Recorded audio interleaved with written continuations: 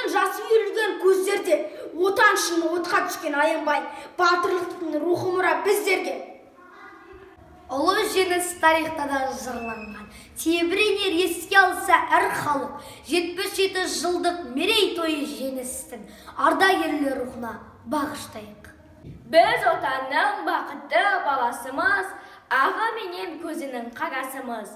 Біз еліктеп өсетін батырлардың десегім, Әлия Мәншүк апамыз, Бауыржан дейтін атамыз. День Победы 9 мая, праздник мира в стране и весны. В этот день мы солдат вспоминаем и вернувшихся всеми с войны. В этот праздник мы чествуем дедов, защитивших родную страну, подарившим народам победу и вернувшим нам мир и весну. Еще тогда, когда нас не было на свете, когда гремел салют, не с края в край, солдаты подарили вы планете великий май, победный май.